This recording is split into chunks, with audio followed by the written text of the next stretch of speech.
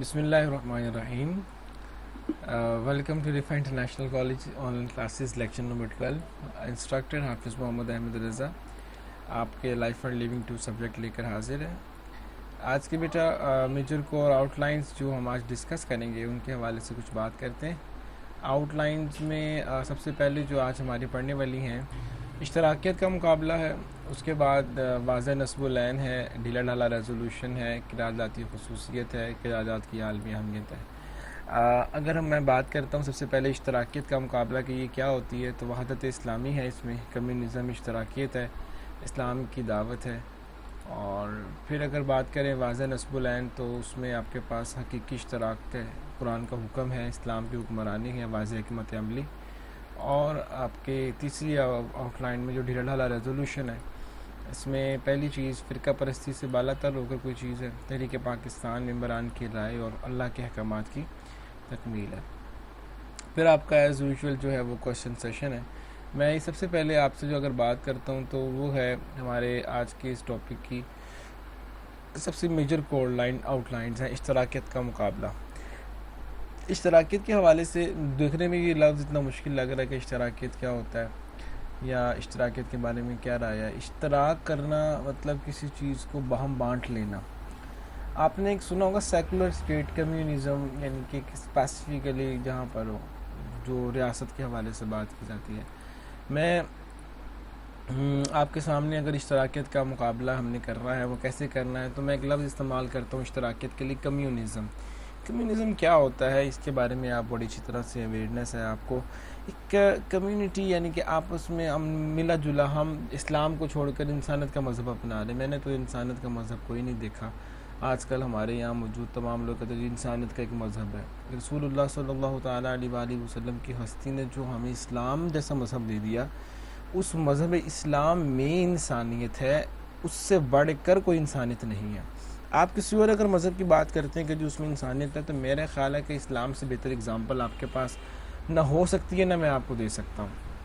اسلام جو ہے وہ بہترین مثال ہے مذہب کی جس میں انسانیت کا سب سے بڑھ کر ذکر ہے. دیکھیں نا، کوئی مذہب بھی اسلام کے علاوہ عورتوں کو وہ عزت نہیں دیتا تھا. اسلام سے پہلے عورتوں کی جو صورتحال تھی وہ آپ سب کے سامنے ہے، مگر الحمدللہ اسلام نے عورت کو عزت دی، اس کو بتایا کہ اس کی کیا ویلیوز ہیں. وحدت اسلامی کا درس دیتی ہے. اشتراکی سے مراد یہ ہے کہ ہم اس کمیونزم کو چھوڑ کر، اس کو بالکل ترک کر کے ہم ایک چیز کریں، وحدت اسلامی، یعنی کہ اسلام کے اصولوں کو اپنائیں، وحدت اسلامی بنا کے رکھیں، ملک اور قوم کو اسلام کی راہ پر گامزن کریں. جو لوگ ملک اور قوم کو اسلام کی راہ پر گامزن نہیں کرتے، یا ان کے خیال میں اگر یہ چیز ہے کہ اسلام ایک الگ سے مذہب ہے اور اس مذہب سے بالا تر ہو کر ایک الگ سے مذہب جس کو ہم انسانیت کا مذہب کہتے ہیں، تو یہ تمام چیزیں مکس کر دیتی ہیں. مطلب ایک چیزوں کو کاپیٹلی مینپولیٹ کر دیتی ہیں. میرا ذاتی طور پر اس پر کوئی اتنا لمبا چوڑا کوئی اگزامپل نہیں ہے، میں بٹ آپ کو گائیڈ ضرور کرنا چاہتا ہوں کہ کمیونزم اشتراکیت کی اگر آپ بات کرتے ہیں تو وحدت اسلامی اس کی بہترین اگزامپل ہے. آپ کمیونزم کو ایلیمینیٹ کر سکتے ہیں یہ کہہ کر کہ جناب اسلام ایک بڑا مذہب ہے، اسلام سے بڑھ کر کوئی مذہب نہیں ہے. اسلام جو مذہب ہے ایسا مذہب کوئی ہے نہیں ہے جو کہ دعوت دیتا ہے. اسلام کی دعوت دی جائے تاکہ وحدت اسلامی قائم ہو سکے. وحدت مطلب وحدانیت، ایک یکتائی، یعنی کہ سب کٹھے ہوں ایک پلیٹ فارم پہ اسلام پر. آپ کو پتہ ہے میں مولانا شبیر احمد عثمانی کی تقریر کا یہ حوالہ پیش کر رہا ہوں جس میں یہ بات آپ کو واضح طور پر ایکسپلین کر رہا ہوں کہ اسلام ایک ایسا مذہب ہے جس کی تکمیل اور تعریف میں اگر ہم کچھ جملے کہنا چاہیں تو وہ ہمارے لیے کس قدر امپورٹنٹ ہیں، وہ آپ کو اور مجھے اس بات کا اچھے سے اندازہ ہو جائے گا. اشتراکیت کا مقابلہ کرنا ہم نے کمیونزم جو ہوتی ہے بیسیکلی اس کو ہم نے ایلیمینیٹ کر کے وحدت اسلامی قائم کرنی ہے، اسلام کی دعوت، اس کا پرچار ہم نے کرنا ہے. اس کے بعد ہمارے پاس ہے واضح نصب العین. میں اس کے لیے آپ کو حقیقی اشتراک کرنا بہت ضروری ہوگا تاکہ ہم ایک نصب العین طے کر سکیں، قرآن کا حکم سامنے لے کر آئیں کہ ہمارا قانون، ہمارے ریزولوشنز، ہمارا اسلام دین کیسا ہونا چاہیے، اسلام کی حکمرانی ہونی چاہیے. واضح ایک حکمت عملی ہم نے مرتب کرنی ہے. میں کتاب کی طرف چلتا ہوں. کتاب میں اگر آپ دیکھیں تو آپ کے پاس دیکھیں اشتراکیت کا مقابلہ کرنے کے لیے سب سے پہلے آپ کے پاس یہاں پر اس موقع پر یہ بات واضح فراموش کرنا کہ دنیا معاشی اقتدار اور اقتصادی عدم توازن کی وجہ سے ملک کی دانہ اشتراکی کمیونزم کا سیلاب ہر طرف بڑھتا چلا جا رہا ہے. اس کا صحیح اور اصولی مقابلہ اگر دنیا کا کوئی نظام کر سکتا ہے تو صرف اسلام کا اقتصادی نظام ہے. یعنی کہ ہم لوگوں کو سود کے نظام سے بچ کر ایک اچھے نظام جس کو ہم زکوٰۃ کا نظام کہتے ہیں. دیکھیے میں بڑی کھلی بات کرتا ہوں, اللہ مٹاتا ہے سود کو, بڑھاتا ہے خیرات صدقات کو. ایک آیت ہے قرآن پاک کی جس کا مفہوم یہ ہے. آپ دیکھیں جب زکوٰۃ دیں گے تو 100 روپے میں سے آپ کے 2.5 روپے کم ہو جائیں گے, یعنی کہ 2.5 آپ کے 100 روپے میں سے کم ہو جائیں گے 100 روپیز میں سے. اور اگر آپ سود لیں گے تو آپ کے 100 روپے دیں گے اور آپ کو 110 روپے ملیں گے. حالانکہ سود سے تو پیسے بڑھتا ہے اور زکوٰۃ سے پیسہ کم ہوتا ہے, مگر اللہ کریم نے فرمایا برکت جو ہے وہ سود میں نہیں ہے, وہ اللہ سے جنگ ہے. برکت کس میں ہے؟ فقط صرف اور صرف جو برکت ہے وہ اللہ تبارک و تعالیٰ جل شانہ نے جو رکھی ہے وہ زکوٰۃ میں رکھی ہے, اللہ کی راہ میں خرچ ہونے میں. غائبانہ طریقے سے اللہ کریم جو مسلمانوں کی مدد فرماتے ہیں, ان کی مدد میں ان کا اہم کردار ادا یہ ہوتا ہے کہ اللہ کریم نیتوں سے انعام عطا فرماتے ہیں. انسان کی کہاں سے کیسے مدد ہو جاتی ہے. انسان تو اس سے بالکل پڑے ہٹ کر اگر سوچو تو میں کہتا ہوں کہ حیرانی ہے کہ یہ چیزیں تو اتنی آسان ہمارے لیے بنا دی گئی ہیں کہ اگر ہم ان پر تھوڑی توجہ اپنی کریں, توجہ دینے کی کوشش کریں تو معلوم ہوگا کہ یہ تو بڑی اہمیت کی حامل ہے. بٹ انفارچونیٹلی ہم اس طرف دھیان نہیں دیتے. ہماری اس تکمیل کا جو روحانی مقصد ہے وہ مقصد یہی ہے کہ ہم ان چیزوں کے بارے میں تھوڑا سوچیں, خیال کریں یا ان کی طرف دھیان یا توجہ دیں تو معلوم ہوگا کہ یہ ہمارے لیے کتنی اہم ہے یا کتنی اہم نہیں ہے. میں اپنی بات کو اگر آپ کے سامنے رکھوں یا کلیئر کرنا چاہوں تو میں یہ کہوں گا کہ اشتراکیت کا معنی اور مفہوم پھر یہی ہوا کہ ہم وحدت اسلامی قائم کی جا سکے اور اللہ تبارک و تعالیٰ کی جو بنائے ہوئے قوانین ہیں ان پر ہم صحیح طرح سے عمل کر سکیں.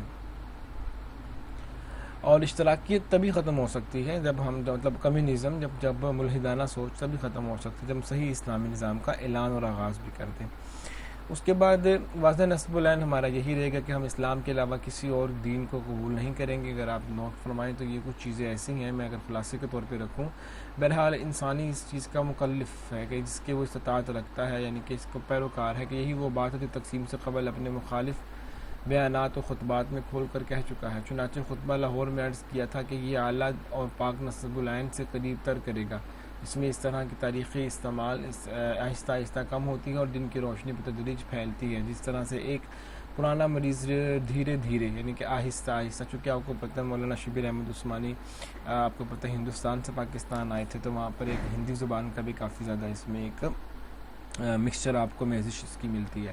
صحت کی طرف قدم اٹھاتا ہے, دفعتاً بدعتاً ہمارے بیماری سے چنگا نہیں ہوتا. مطلب انسان اس طرح سے پاکستان ہماری قومی صحت اور ہماری مکمل ترین آزادی کا نصف النہار کی طرف تدریجی قدم اٹھائے گا. یعنی کہ ہماری سوچ یہ ہے کہ ہم نے ایک سسٹم پیدا کرنا ہے, ایک ایسا واضح نصب العین پیدا کرنا ہے جس سے ہم اپنی قوم اپنی ملت کی خدمت کر سکیں, اپنے ملک اور قوم کو اس حوالے سے پازیٹیولی گائیڈ کر سکیں. ہم ان کی اشتراکیت کا استحصال کرنے کے بجائے ان کے ساتھ ایک پازیٹیو وے میں کمیونیکیشن کر سکیں جو ہمارے لیے بھی ایک اچھی اہمیت کی حامل اور ہمارے لیے بھی ایک پازیٹیو جو ہے وہ پراسپیکٹس کلیئر کرتی ہوں. اگلی بات ہے ڈھیلا ڈھالا ریزولوشنز. اب میں یہ آؤٹ لائن کو اس حوالے سے لیتا ہوں کہ میں یہ کہتا ہوں کہ یہاں اگر آپ دیکھیں تو میں ان 3 لائنوں میں اپنی اس بات کو کمپلیٹ کر سکتا ہوں. کہتے ہیں کہ جناب صدر محترم آخر میں ایوان حاضہ کے ممبران, یعنی کہ پارلیمنٹ, چونکہ یہ تقریر پارلیمنٹ میں ہو رہی تھی تو اس کو ایوان کہتے ہیں, ایوان بالا ایوان زیری. آپ نے پڑھا بھی ہوگی, میں نے آپ کو شعوریت پڑھایا تھا لاسٹ لیکچر میں جس میں میں نے ایوان بالا ایوان زیری کی بات کی تھی, قومی اسمبلی اور سینیٹ. تو کہتے ہیں ایوان کے موجود ممبران کی خدمت میں عرض کروں گا کہ اس ڈھیلے ڈھالے ریزولوشن سے گھبرانے اور وحشت کھانے کی کوئی وجہ نہیں ہے. اسلامی فرقوں سے اختلافات, یعنی کہ اسلامی فرقوں کے اختلافات تحریک پاکستان کی برکت سے بہت کم ہو چکے ہوئے ہیں. کیونکہ جب پاکستان معرض وجود میں آ رہا تھا تو تب اس وقت کوئی شیعہ نہیں تھا, کوئی سنی نہیں تھا, کوئی دیوبندی نہیں تھا, کوئی بریلوی نہیں تھا, کوئی وہابی نہیں تھا, یہ تمام چیزیں نہیں تھیں. تب کہتے تھے پاکستان لے کے رہیں گے, پاکستان بن کے رہے گا, پاکستان کا مطلب کیا. جتنے علماء کرام تھے مکتبہ دیوبند کے, مکتبہ اہل سنت کے, مکتبہ اہل تشیع کے, جتنے علماء کرام تھے ان میں موسٹلی اس حوالے سے بڑے سرگرم تھے کہ ہم پاکستان تحریک پاکستان کو ایک اچھا خاکشانہ بنا کر اس کو شرمندہ تعبیر کریں, اس خواب کو جو ہمارے بزرگان دین نے دیکھا ہے. اور اس پر اچھا خاصا کام بھی کیا انہوں نے. اور میں سمجھتا ہوں کہ اگر کوئی کہتا ہے کہ نہیں جی انہوں نے کام نہیں کیا، تو علماء کرام کا جتنا کردار اور طالب علموں کا جتنا کردار اس تحریک کو کامیاب بنانے میں ہے. آپ غور کریں کسی بھی ملک کے اندر تحریکیں چلی ہیں تو اس میں دو لوگوں کا کردار بڑا اہم ہے. عام عوام تو اتنی آرگنائز نہیں ہوتی، دو طبقے بڑے آرگنائزڈ ہوتے ہیں، اس میں ایک علماء کرام اور دوسرے طالب علم ہے. یہ دونوں ہی طبقات اس قدر آرگنائزڈ ہوتے ہیں کہ ان کی آرگنائزیشن سے ہی آپ دیکھیں کہ جتنی گورنمنٹ آج پاور کے اندر ہے، شاید طالب علم اس میں ایک ریڑھ کی ہڈی کی مانند ہے، جو کہ گھروں میں جا کر مطلب ایک بڑے اچھی طریقے کے ساتھ ان کی بڑی اسٹرانگ کمیونیکیشن سی ہوتی ہے. تو اس ڈیلے ڈھالے ریزولوشنز پر مختلف آراء بھی آئی ہیں، جس پر انہوں نے بات بھی کی اور بتایا کہ برادرانہ مفاہمت سے صاف ہونا چاہیے کہ ہم اسلامی فرقے اور ملک آج اسلامی نظام کی ضرورت کو بوشندگی کے ساتھ محسوس کر رہا ہے، کہ وہ سمجھتے ہیں کہ غیر مسلم دوست بھی اگر ایک مرتبہ تھوڑا سا تجربہ کر کے دیکھیں کہ اگلی اور پچھلی سب تلخیاں بھول جائیں اور بہت مطمئن رہیں کہ ملک کا، بلکہ فخر کریں کہ ہم سب پاکستانیوں نے مل کر عام ہجاں اور اضطراب کے زمانے میں انسانیت عام کو ٹھیک کیا ہے. یہ ایک بڑی پازیٹیو سی بات ہے. اس کے بعد میں اگر آپ کے سامنے بات کروں تھوڑی سی ظفر اس وقت کے اس تجویز کو، یعنی کہ ظفر اللہ خان وزیر خارجہ، اس کے بعد عام بحث مباحثہ شروع ہوا، تقریریں ہوئی، بنگال کے ہندو ممبران نے قرارداد کی مخالفت کی. اب ذرا میری بات کو توجہ سے ذرا سماعت فرمائیے گا. مولانا شبیر احمد عثمانی، لیاقت علی خان، یہ سارے کے سارے گورنمنٹ کو ریپرزینٹ کر رہے تھے. اس وقت پاکستان میں جو گورنمنٹ تھی وہ قائد محمد علی جناح کی تھی، اور لیاقت علی خان اور شبیر احمد عثمانی یہ گورنمنٹ کے نمائندے تھے. جب ایوان کے اندر کوئی ریزولوشن آتی ہے، کوئی آپ سمجھ لیں کہ کوئی قرارداد جس کو ہم اردو میں کہتے ہیں آتی ہے، تو وہ گورنمنٹ کی طرف سے پیش کی جاتی ہے.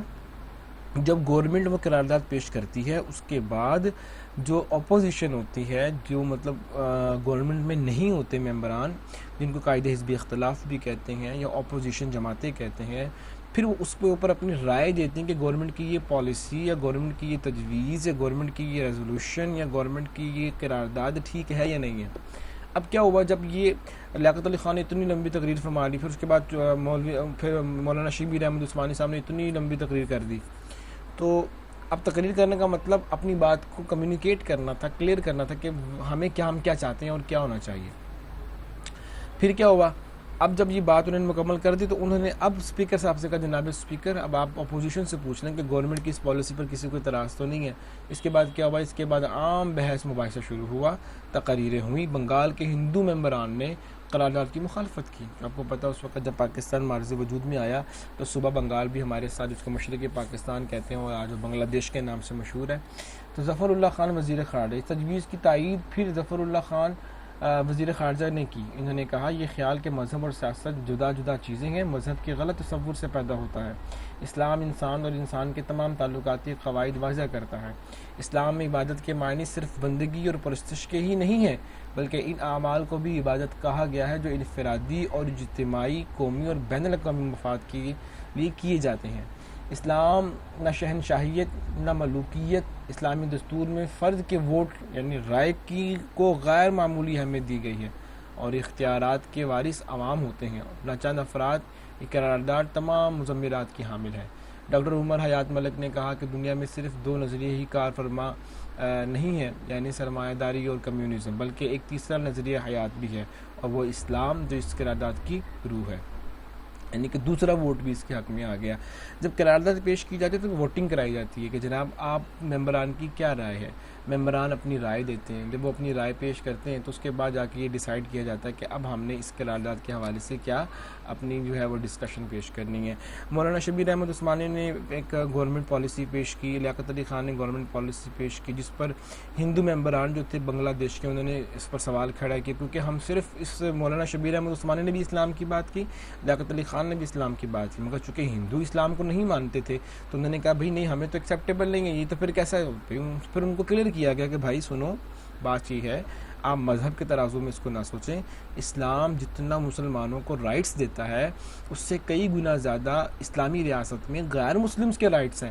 تو آپ اس حوالے سے بالکل پریشان نہ ہو کہ جناب ہم آپ کے حقوق سلب کر لیں گے یا آپ کے تہوار یا آپ کی چیزوں کو ہم بالکل غائب کر دیں گے. قطعاً ایسا نہیں ہوگا.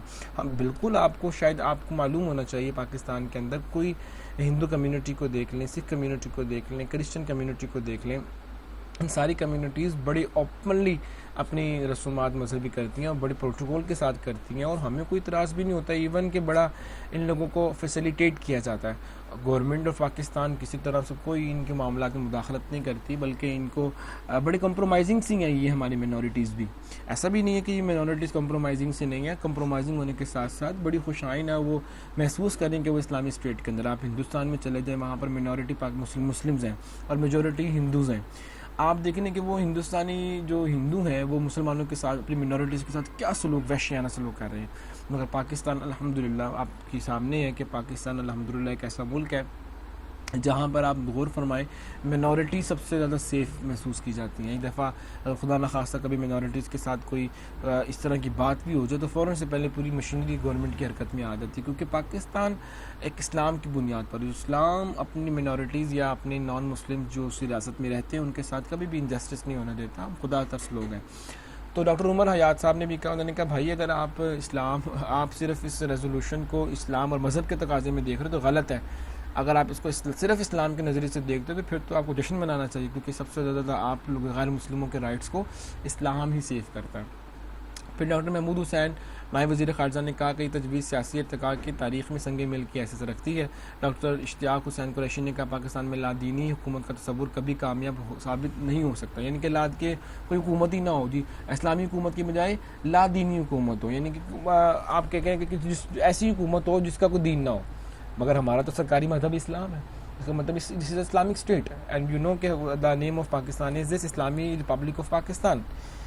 تو انہوں نے کہا اگر آپ کہتے ہیں کہ اسلام سے ہٹ کر اس کا کوئی بنایا جائے تو نو، دس از ان ایکسیپٹیبل فار اس۔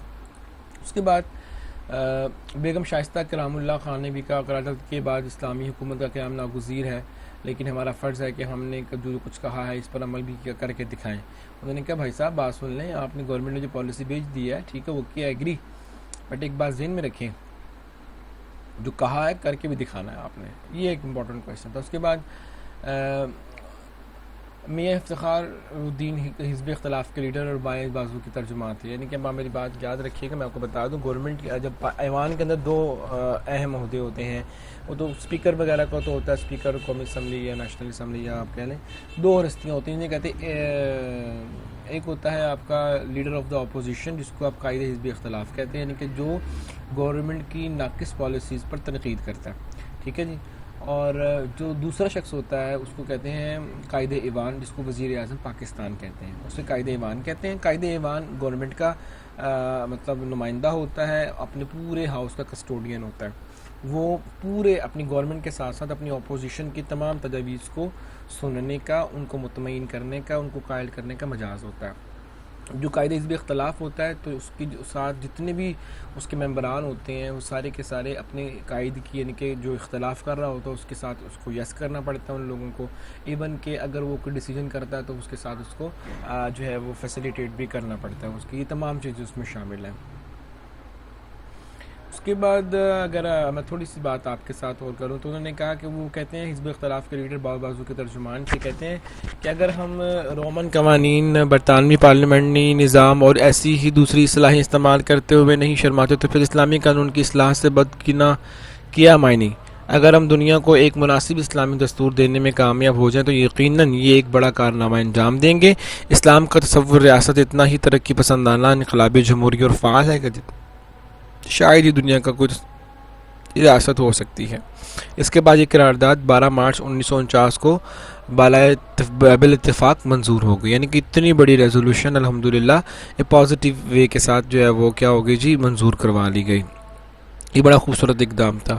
تو قاعدہ یہ جو ہم ریزولوشن کے بارے میں پڑھ رہے ہیں انشاءاللہ میں اس کے بارے میں یہ کہ قرارداد کی خصوصیات کیا تھیں، اب میں اس کے بارے میں آپ سے آج بات کرتا ہوں اور اس کی عالمی اہمیت کے اوپر تھوڑی سی میں روشنی ڈالتا ہوں تاکہ میں آپ کو کلیئر کر سکوں کہ میں کس حوالے سے آپ سے بات کر رہا ہوں۔